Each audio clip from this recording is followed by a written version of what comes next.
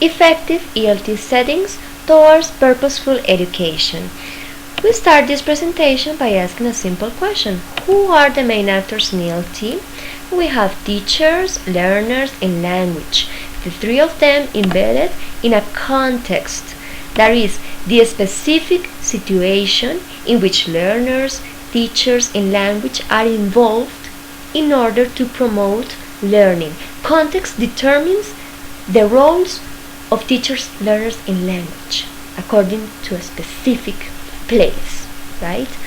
Let's start by describing the characteristics of each of them. So let's go with teachers. Who are teachers? Teachers are people who create learning environments. They design activities to promote learning. Teachers are people who have different views about teaching and learning. Teachers are people who teach in order to learn twice, according to Joseph Joubert. Teachers and learners learn from each other.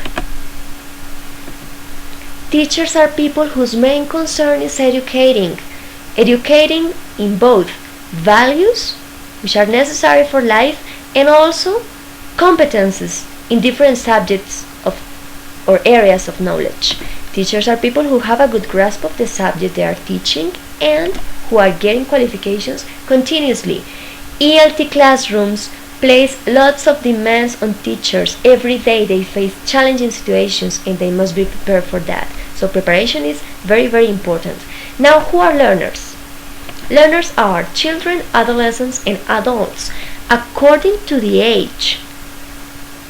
According to the age, learners have different attitudes toward learning. For instance, children are more likely to take risks when speaking, while adults, they need more preparation for that. They are afraid of making mistakes. Learners are people who have different learning styles, of course, and who have developed multiple intelligences at different levels. Let's talk about Howard Gardner, and let's see this picture in which the multiple intelligences are almost complete. Visual learning by seeing, musical learning by listening, verbal learning by talking, social learning by interacting, logical learning by using space and figures, physical, getting involved in situations, and also intrapersonal intelligence. According to Howard Gardner, teachers must take into account all those intelligences in order to promote whole development in their learners. That's why that's important. Well, learners are also people who have rights. They deserve respect and appropriate guidance. The ones who need to acquire the language to satisfy specific needs. Some of them may need it to travel abroad. They may need English for getting a better salary or because it is trendy, different reasons. And learners are also subjects of emotion. You see this E of emotions.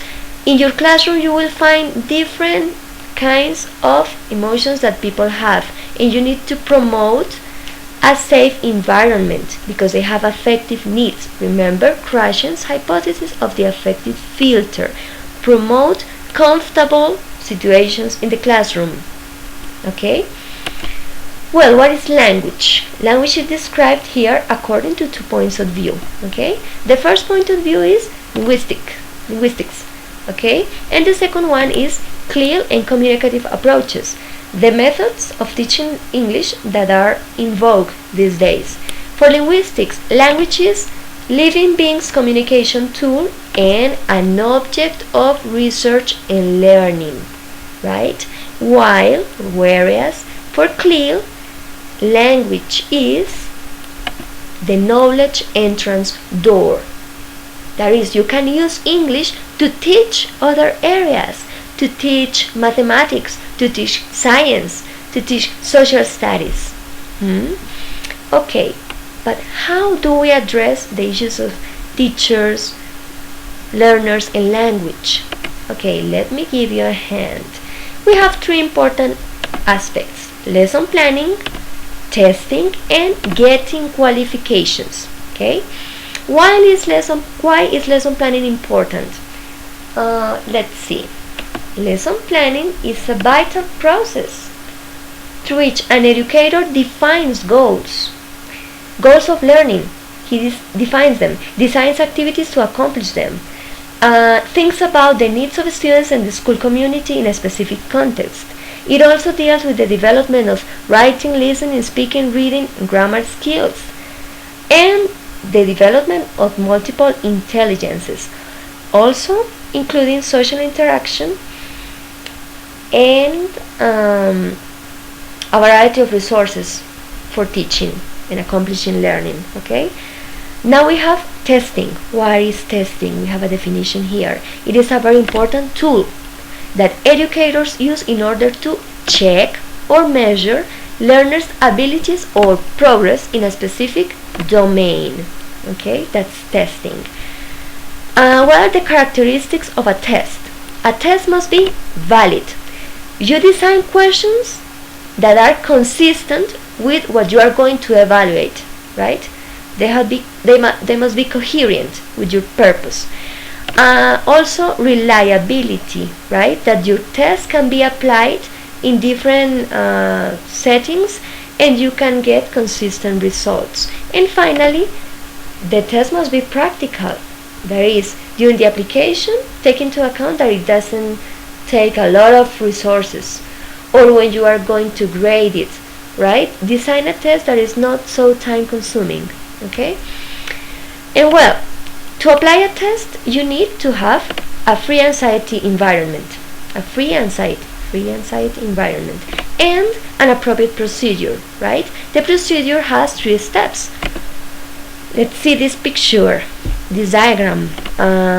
We need clear instructions. We need, well, the application part, and the third stage is feedback.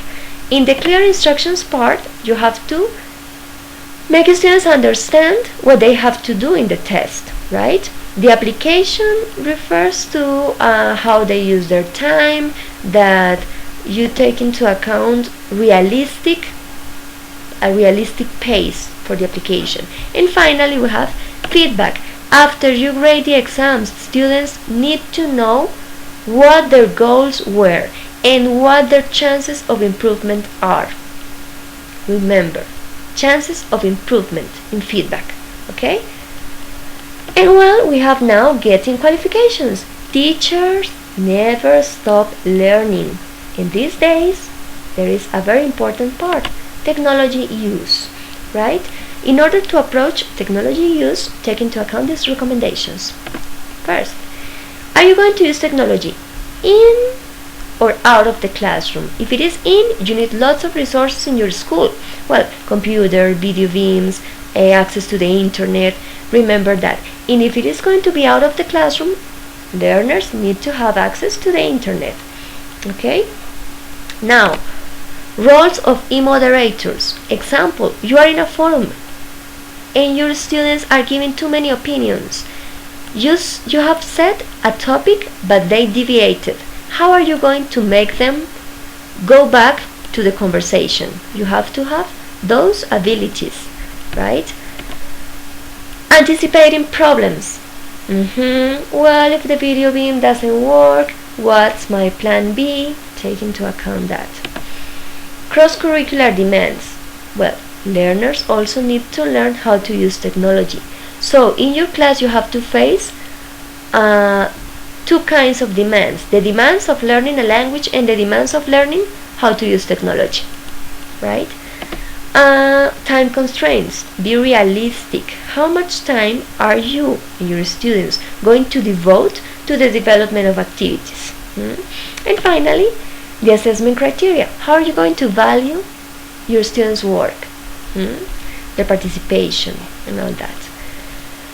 Well, those were the items I wanted to present. Thank you for your time. I hope this has been useful for you. Okay?